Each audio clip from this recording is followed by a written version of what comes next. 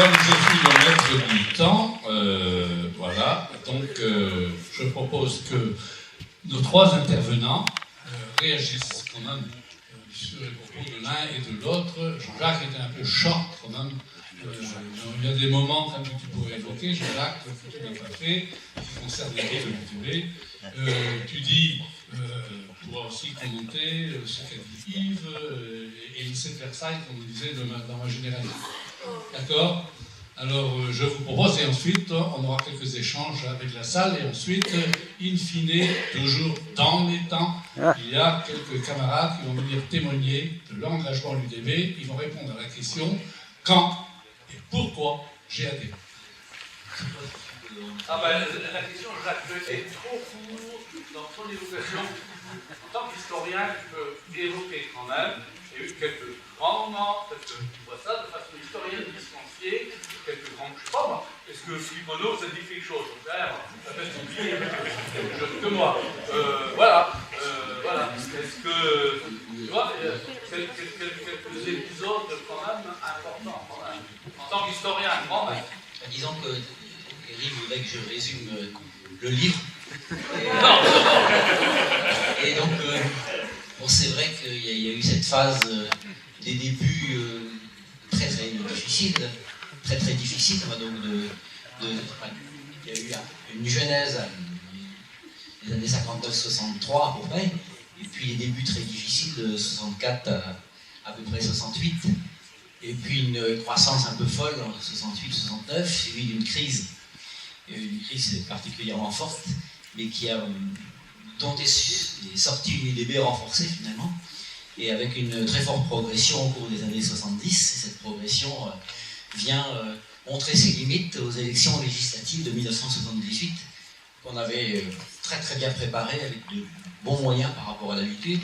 Et puis on se rend compte que tous les efforts qui ont été faits ne payent pas au niveau des législatives. Par contre, on avait eu des bons résultats aux cantonales précédentes en 1976, de bons résultats aussi dans les listes d'union municipales de 77, puis en 78, là c'est un coup de barre sur la tête de beaucoup de militants. On atteint 1,5% et à peu près de moyenne, et puis les résultats n'ont rien à voir avec ce qu'on pouvait penser. Il faut dire que les enjeux étaient des enjeux hexagonaux, nationaux, et que nous on proposait des solutions au niveau breton, et aussi quelques solutions aussi au niveau hexagonal. Mais donc là, c'est l'amorce d'une crise. En 79, on sauve un peu les meubles avec des bonnes élections cantonales, mais en 81, ça recommence et on fait un peu mieux que la fois d'avant, mais on se rend compte qu'il y a quand même un problème de crédibilité de l'UDB lorsqu'il s'agit de politique générale. Et puis d'autre part, il y a le phénomène majoritaire. Les institutions françaises sont taillées pour dessiner des majorités très nettes et viennent enfoncer les minorités. Et quand on dit d'ailleurs qu'il n'y a pas beaucoup de forces autonomes en France du point de vue politique, les écologistes, leur autonomie n'est pas du tout assurée, les régionalistes pas plus, mais pas beaucoup d'autres forces, à part l'ascension récente du Front National. Mais le scrutin majoritaire est tel que donc les forces minoritaires ont très peu de chances de devenir visibles. Alors on pouvait espérer donc aux élections régionales ça se ferait, et puis le mode de scrutin par département, le même jour qu'une élection législative, en 86, ont donné aussi des résultats décevants par rapport à l'effort fourni, et on s'aperçoit donc que jusqu'en 98, l'UDB peine à récolter des résultats.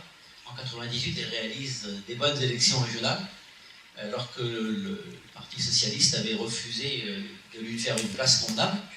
Résultat, donc, la droite a emporté ces élections, d'une voix, d'un siège, je crois. Mais à ce moment-là, tout le monde a compris qu'il fallait agir autrement, et ça a donné les changements des années 2000, où en 2004, l'UDB a fait son entrée au Conseil régional. En 6 ans après, en 2010, elle est toujours présente au Conseil régional, même si elle n'est plus dans la majorité. Donc là, il y a quand même eu l'amorce d'un décollage et d'une crédibilité, et aussi un certain renouvellement, parce que les années 80-90 avaient été extrêmement dures, et des années de redressement, de crise financière, et des années très ingrates pour les militants. Et on peut dire que ces années 2000, ça a été un petit peu la récompense de ce qui avait tenu bon. Et quand on a vu donc, les générations, dont certains membres sont ici, totalement nouvelles, qui lui demandaient mais qu'est-ce qui s'est passé à telle époque de l'histoire de l'UDB, donc il fallait écrire un peu l'histoire de l'UDB pour eux. Et donc on l'a fait en 2018, et puis on l'a fait là. Comme ça, ils nous demanderont un peu moins souvent de raconter notre histoire ou nos histoires lors des repas de bureaux politiques ou de congrès. Donc on arrive dans les années actuelles qui sont quand même des années charnières à nouveau, avec donc l'affaiblissement de la gauche au pouvoir, qui est notre allié potentiel, et d'autre part donc, une crise de la politique, du politique, avec des problèmes à résoudre. Et puis, beaucoup de problèmes à résoudre ne peuvent être résolus qu'au niveau européen. Et ce niveau européen ne fonctionne pas bien et ne dispose pas des pouvoirs pour résoudre des problèmes. Donc, on est dans une situation à la fois d'européenne et puis de recomposition de l'échiquier politique en France. Donc, c'est un nouveau défi. C'est un nouveau défi et donc ce sera le prochain tome de notre histoire. Jean-Jacques, quand même, avant de passer la parole à toi qui ne veuille pas raconter ce que tu es d'anciens combattants, ça ne concerne que toi, hein. Il y en a deux. Bon, ne prise pas du plaisir quand même des discussions d'après. Mais je voudrais quand même signaler qu'il y a, je ne sais pas si un moment a été prévu, mais je vois qu'il y a à la fois Hervé Gall et Ronan Tron, quand même deux des fondateurs de l'UDB qui sont dans la salle, je n'en vois pas d'autres, et ça mériterait quand même d'être, comme on disait, applause, comme disait Günther ce matin.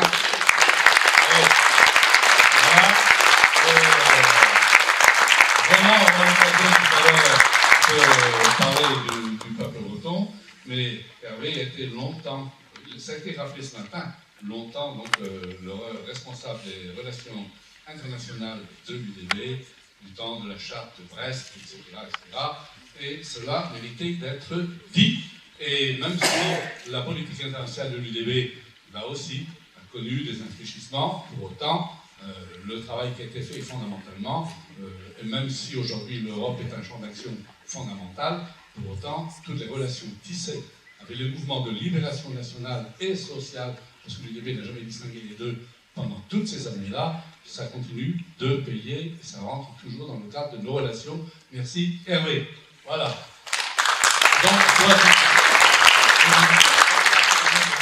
Donc juste des petits commentaires. Effectivement, la question de la collaboration pendant la Seconde Guerre mondiale est une question qui est perçue encore aujourd'hui comme un obstacle. Mais à mon avis, c'est plus un symptôme qu'un problème objectif. Pas au sens où je remets en cause le fait que des nationalistes bretons ont collaboré avec des Allemands, ça a été attesté historiquement par Christian Hamon, etc. Et à la limite, je veux bien admettre que 100% des militants bretons de l'époque ont collaboré avec les nazis. Pour moi, c'est même pas la question. Aujourd'hui, la question, c'est qu'il y a encore des gens qui sont assez pervers pour que 60 ans, c'est-à-dire même mes grands-parents n'étaient même pas majeurs à l'époque, pour remettre cette question à l'ordre du jour, pour politiquement utiliser cette question de la collaboration. D'une part, il y a des gens assez pervers, donc Françoise Morvan notamment pour citer personne, et d'autre part, il y a des gens qui sont assez masochistes pour dire « Ah oui, c'est vrai, c'est un problème, et ça décrédibilise les autonomistes aujourd'hui. » Donc je pense que c'est plus un symptôme, en gros, de cette doxa nationale française, comme je l'évoquais aujourd'hui, où les gens acceptent d'être manipulés politiquement par des Françoise Morvan en acceptant que leurs revendications légitimes soient atténuées par quelque chose qui s'est passé avant même que leurs grands-parents ne soient actifs ou ne soient majeurs. Donc, première remarque.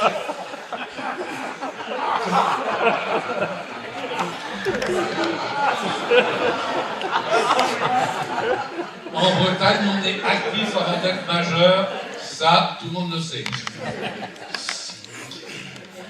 Et deuxième rebond que je voulais faire, c'est effectivement l'histoire parfois est très étonnante et ne marche pas de manière continue.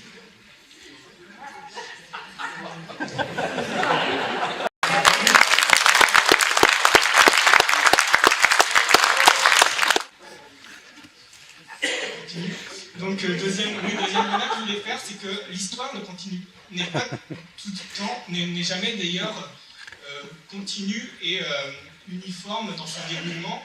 Et j'ai l'impression qu'aujourd'hui, on est dans un cycle très rapide de changements énormes qu'on n'avait pas du tout prévu au moment du colloque, vu que toute la phase actuelle n'avait pas commencé à l'époque, qu'on avait déjà senti au moment où Romain et moi, nous rédigions l'introduction à la conclusion. Donc on a fait ça en octobre dernier, donc au moment avant même la manif, mais on sentait bien qu'il y aurait une énorme mobilisation à Quimper, donc on avait changé notre introduction et conclusion en conséquent.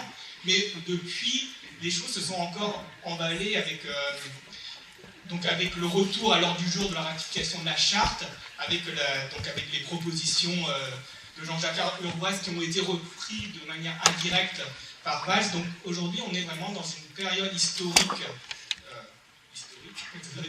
de se répéter, où vraiment l'UDB, où les idées de l'UDB ont été à l'origine réellement de ce qui est porté actuellement au centre de l'échiquier politique, et donc où l'UDB a tout son rôle à jouer pour être l'acteur clé qui devra, espérons-le, se révéler dans l'année qui vient, dans les mois qui viennent.